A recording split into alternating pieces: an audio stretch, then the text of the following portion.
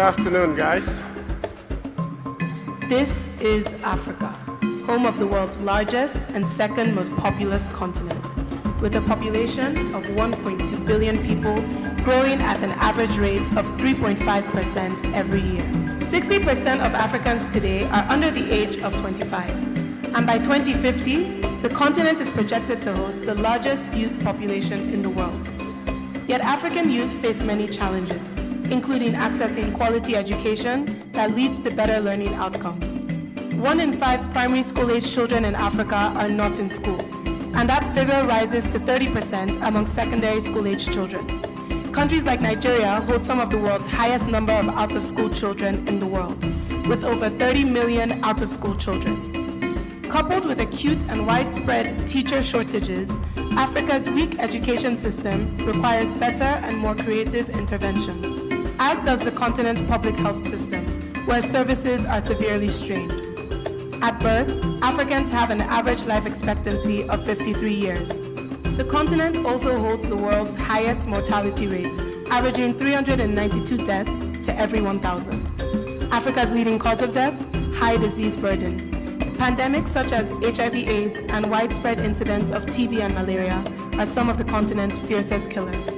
The social and economic consequences of poor health can be substantial, especially on the poorest of individuals. Nowhere is this more apparent than amongst the continent's urban population. 40% of Africans live in urban areas, and 62% of urban Africans live in slum conditions, characterized by a lack of access to basic needs such as water, sanitation, adequate housing, inadequate food supplies, and expensive and scarce fuel.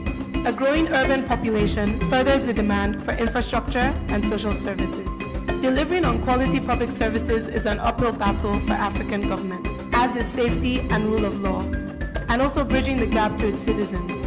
These are some of the many evolving challenges to good governance. But how we look at these challenges is the first step to solving them.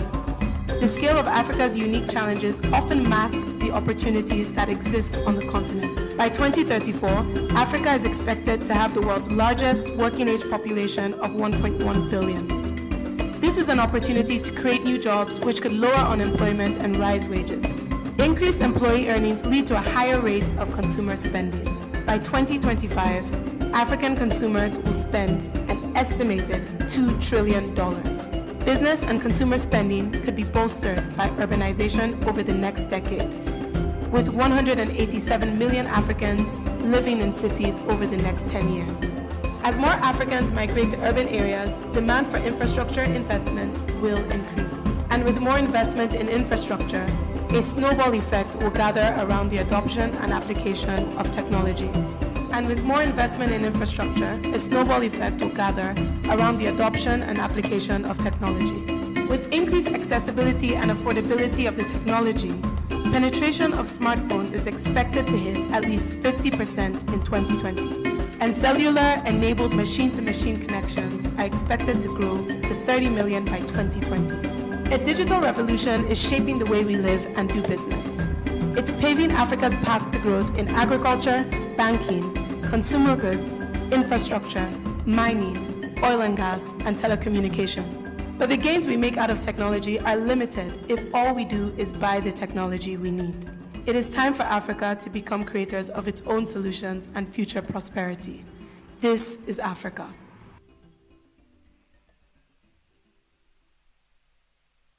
Thank you, guys. I think I would like to congratulate all of us for being part of an exciting continent and for living in a time where the continent is actually asking us to wake up and take advantage of our opportunities. I chose to show you guys this video, and depending on who you are and what you decided to take out of it, you can see Africa that is full of a lot of challenges, right? But you can also see Africa that is full of a lot of opportunity.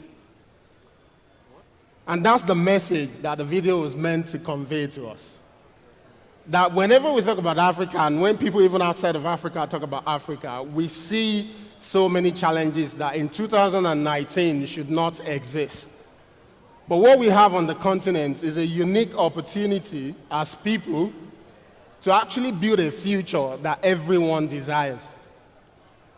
I'm pretty sure you guys can cast your mind back to some of the content, especially on education, or the poor state of infrastructure on the continent. You know, you can think of the health system that is not meeting our needs. So all these challenges are things that we're eager to find solutions to. But at the same time, we're part of a society that is pushing the frontier and the boundary of technology really, really hard. So the technologies that we have today can do really exciting things that technology has never been able to do before. Which means for Africa, we have a unique opportunity to build a smart society, to build a society that is inclusive, a society that can actually can be fit for purpose and can serve the needs of its people. But there's a big challenge with that. There's a big challenge with it. And the challenge is that we can't think of Africa the same way we've always done business. And I'm choosing to use the word business, not just the way we think of Africa. Africa needs people who think about business in slightly different way. Because businesses have the potential to leapfrog development in society. Government is important, but without businesses, government will struggle to actually innovate and solve a lot of the problems that we struggle to solve in society. So I chose to talk about design. How do I get my slide on? I don't have a flicker here. It's coming on, okay? So if you move to the next slide. So I chose to talk about how we design the future of Africa. I'm pretty sure a lot of people in this room are here because you're excited about what we can do with technology. You want to push the boundaries. You want to build businesses that will make a lot of money. But the challenge we have is we don't have the same opportunity as, say, a random entrepreneur or just any entrepreneur, say, from the United States or anywhere in Europe. These societies have been built on infrastructure that works, on institutions that works. So the technology we build in Africa cannot be modeled after the technologies that people use in quite a lot of other parts of the world. Which means for us to design Africa that works in future, technology needs to be part of it. But technology is going to be part of it in a way that we have to rethink how we build technology for the continent. And some of the ways in which why we need to think of technology differently is that you can imagine that every problem that we need to solve with technology, every problem. So let's take education, for instance. We have an education system in Nigeria that we can almost beat our chest and say it's inappropriate. The system doesn't work. There are so many elements of it that we need to change. But we also have a huge population of people that needs to be educated. So this is a big demand-side challenge. As an entrepreneur, you can't wake up and think of the technology that you're going to use to solve education as something that you cook up in your bedroom. You need to think of the people you're trying to solve and say, how do I use technology to create better outcomes for the people I'm trying to solve? And that's a big problem. Because if you're thinking of that, you're thinking of the kids in Ajegunle. The way they will consume technology and education, it's not the same way kids in VI will consume technology and education. And that's within Lagos.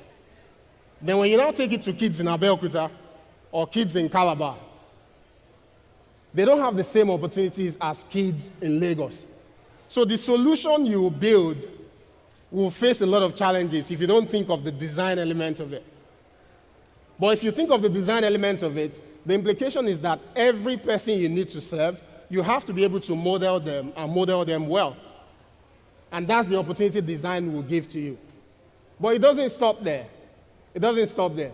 When you think of education, to solve education problem in a country like Nigeria, close to 200 million people, with the size of the country, you also need to be thinking of processes and the capacity of the organizations that you can actually use to solve these problems. Most of us probably studied in Nigeria, right? You think of the teachers in schools that are responsible for teaching the kids that you're sending to school. So whatever innovation you're innovating, it's useless if the teachers can't take it and actually deliver the education system that you want them to deliver. So you can come up with the best innovation, but if the system that you need to deliver that innovation is inappropriate, you're in trouble. And this is part of what design would force you to do. How do we rethink the system around the innovation that we're building? At CC Hub, I always tell people that the reason why most of our innovation fail, it's not because the technology is inappropriate. Most of the time, it's about the ecosystem around the technology or the solution that we're bringing on. If you find a good solution to education, but the schools are inappropriate to let your solution work, that solution is not going to work. Not because the solution is not good, but the ecosystem around the solution itself is faulty. So as we think of innovation, it's important that we think of how we also design the processes surrounding the innovation that we take to market. And this is the elements of design thinking that forces you to say, it is not about that solution, it is not about the technology, it's also actually about the processes and the organizations that you need for that technology to be effective and to work. But it doesn't stop there. You also need to think of expanded capabilities. If we take the health system in Lagos, for instance, and let's say we create a fantastic application that can help with diagnosis of diseases. We create a fantastic application that can help in detection and surveillance of diseases. You need to be thinking of what organizations are out there that will implement that solution. What's the capacity of that organization? Does the organization have the right technological tool to be able to implement the solution? If they don't have it, how are we going to ensure that we seed the right technological tools across all the organizations in Nigeria to deliver that solution? These are key challenges that as we think of Africa, as we build our solutions, we also need to be thinking about the system and the way we design the solutions. You can build a fancy solution that will work for private hospitals. How many people would that touch? How would that fix the health system, the problem within the health system that we have in the country? And this is what most of us don't think about. We get really excited about innovation, we get really excited about technology, but we don't think of the capabilities of the organizations that will actually help you deliver that technology. And I think the popular example in Nigeria is Uber, if you think of Uber very well. It's one of my favorite startups, actually. But if you look around Nigeria, not just in Nigeria, across Africa, Uber is struggling. Uber is struggling not because Uber is not a good product. Uber is struggling because the ecosystem that Uber needs to function efficiently is not complete. The organizations that need to be part of the value chain of Uber, for Uber to deliver the service they want to deliver, it's not there. When Uber started, they had fantastic cars. There was no need for people to buy cars, because you could use an Uber car to your meeting. But today, there are no good cars. If you go to San Francisco or you go to London, you'll find good cars on Uber. If you think about it very well, guys, that problem is not Uber's challenge. That problem is an ecosystem and the capabilities of the organization within Uber's value chain to actually deliver the service. To the advanced countries, they have organizations that will get financing on cars. So you don't have to buy the cars that you put on Uber outright. In Nigeria, you have to pay cash for those cars. Right? In advanced countries, you don't have to. You lease the car, you put it on Uber. As the money is coming monthly, you're paying the finance company their own money, you're keeping your own share. That way, Uber is able to get partners that will put good quality cars on the road. We don't have that. So as we think of these systems, we need to be thinking of the value chain partners. What will be their capabilities? And the way to solve that is to think design. Because if you think of the design of your solution from start to finish, you identify that your partners would have challenges. You think of how do I solve these challenges for my partner, which is something Uber is doing in the West. They actually have financing systems that help their drivers finance their cars. But that needs to be created in Nigeria for Uber to be sustainable. And that's what design will force you to think about. What is the capabilities of the organizations that I will need for my solution to be successful? If you can't think that way, there will be limitation to what you're building. Because no man is an island. There's no solution that you're going to build that your organization is going to be solely responsible for delivering. Absolutely none. You're going to need partners to get it done. And I think the last bit, as my time is running out, is actually something called increased equity. I think this is our biggest challenge in Nigeria and most African countries. For anyone that is looking to use technology to solve a major problem in the society, equity is the biggest problem you'll come across. And by equity, we mean the people you're building for, the stakeholders that are around the solutions that you're trying to bring to the market. Do they feel like they are part of that solution? Do they believe in your solution? Do they believe that the way you're addressing the problem is the way the problem should be addressed? The taxi drivers in Lagos or the people who fund taxis in Lagos, do they believe that Uber is the right way to go for the future in Nigeria? If they don't, you're going to struggle. Because if you don't have buy-in from them, you will struggle building a solution that is acceptable. And this is what design thinking will force you to do. Who are the people I'll need to work with? How do I engage them very early in the process to ensure that we share a common understanding of the source of the problem, but also ensure that we share a common understanding of how the problem should be solved? Because if they don't believe in your solution, nothing is going to happen. If you create a solution to educate more young people, if parents in Nigeria don't think the way you're educating their kids is the right way, that solution is not going to work. If the kids you want to educate don't believe that that's the way they should learn, it won't work. So you're going to go through that cycle, you build the solution, waste all your energy, invest the money, but the people you're building for don't have the equity to actually get that buy-in into it. Design forces you to think of them from start. And once you think of them from start, they also feel like they are part of your solution. They feel ownership. And we've seen this in a lot of the work we're doing within the education space. It's quite popular in that space. Because the education system is quite poor in the country, we all think we have to fix it. A lot of people are sitting in their silos, creating solutions to what they think is the problem. And something that is common is that we actually don't carry the teachers along in most of the cases. These teachers are inundated, they have a lot of work to do, they have limited resources, they are poorly paid, and every school you go in Nigeria, there are so many private initiatives coming to them to say, let's support you so you can teach the kids better. But these initiatives don't understand their limitations and their reality. You give a computer to a teacher that's not been trained on how to use a computer. Or you tell a teacher to use a tool that implies that they need to put in more time into the work they do, but they've been paid to come to school from probably 9 o'clock or 8 o'clock to 2. And they're not well paid. Some of them have side businesses that they have to go to be able to keep their family together. But you want them to stay up to 3 or 4. There's no equity there because you're not going to get their buy-in in what you're building.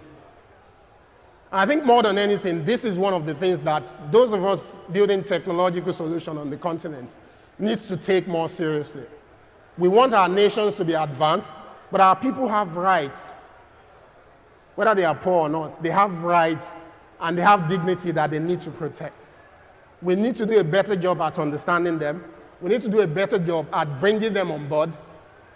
And we need to do a better job at empowering them to actually deliver the solution we would like to see. So as I stop here, I think one thing I'm going to put on the table is that the Africa we desire is not going to happen by accident. This is the assumption most of us are making. The Africa we desire is not going to happen by accident. We will have to be intentional about the way we build Africa, which means we will have to design the Africa we want to see. And for most of the technologies in the room, technologies for us in Africa shouldn't just be about making money. It is about the future. It is about building a society that is inclusive. And it's about ensuring that we stay competitive as a people. Technology is the next frontier for competitiveness of nations. And if we don't build our capability to be part of that future, we're going to be colonized once again. Guys, thank you so much for your time.